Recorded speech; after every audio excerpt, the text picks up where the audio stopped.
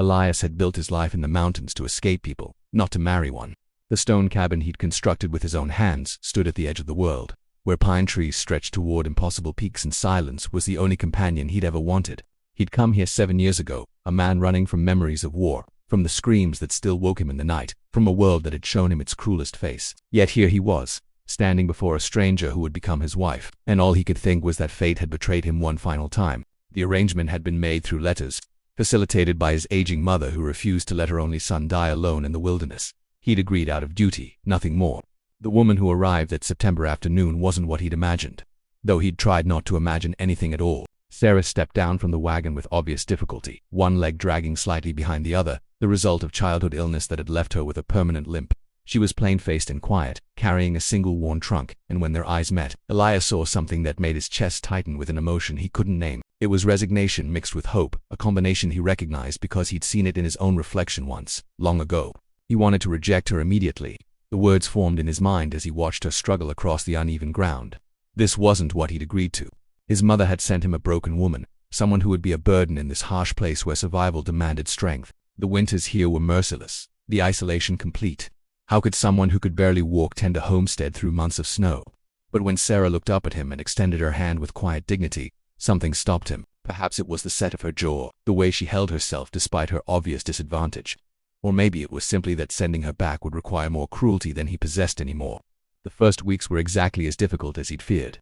Sarah moved slowly, struggled with tasks that required agility, and often had to rest when there was still work to be done. Elias found himself carrying water she'd started to fetch, finishing wood she'd begun to chop, doing everything twice because he'd grown accustomed to working alone. He spoke little, and she spoke less.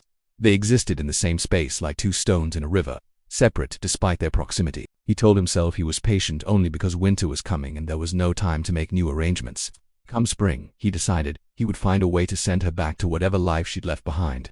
But winter, when it came, arrived with a vengeance that surprised even Elias. The first storm dropped 4 feet of snow in 2 days, and the temperature plummeted until the cold became a living thing that clawed at the windows and seeped through every crack. On the third night of the blizzard, Elias woke to find Sarah not in her bed but huddled by the dying fire, shivering violently. She'd gotten up to feed the flames and couldn't make it back across the icy floor. Something cracked inside him then. He carried her to her bed, wrapped her in every blanket they owned, and for the first time since she'd arrived, he really looked at her. In the firelight, he saw not her limitations but her determination. Not what she couldn't do but everything she tried to do anyway. As the winter deepened, everything changed. Snowed in together with nowhere to retreat, they began to talk. Sarah told him about the family who'd considered her unmarriageable, the shame she'd carried for being different, the courage it had taken to answer an advertisement for a mountain bride knowing she might face rejection. Elias found himself sharing things he'd never spoken aloud, about the war, about the friend he'd lost, about the guilt that had driven him to these mountains. In the depths of winter, in that small cabin where they depended on each other for survival, they discovered something neither had expected. Sarah couldn't chop wood efficiently, but she could repair anything with needle and thread, and she kept their clothes and their shelter maintained against the brutal cold. She couldn't haul heavy loads, but she could cook meals that stretched their supplies further than Elias had ever managed alone. And she knew herbs and remedies that kept them healthy when illness threatened. What he'd seen as weakness revealed itself as different strength, and he realized his mistake. He'd been measuring her against his own abilities instead of valuing what she uniquely offered. When spring finally broke and the snow began to melt, Elias stood at the door of their cabin watching Sarah tend the small garden she'd planned through the long winter nights. She moved slowly, carefully, but she moved with purpose and joy.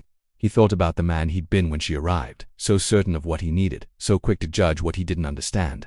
The mountains had taught him to survive alone, but Sarah had taught him something harder, to live with someone else, to see strength in unexpected forms, to let go of his rigid ideas of how things should be. That evening, for the first time, he took her hand across the dinner table. Her eyes widened in surprise, then softened with understanding. No words were necessary. They both knew that what had begun as an arrangement neither wanted had become something neither could imagine living without. The mountains had witnessed their transformation, and when summer came with its brief, brilliant warmth, the stone cabin no longer felt like a refuge from the world but like a home they built together, imperfect and perfect all at once.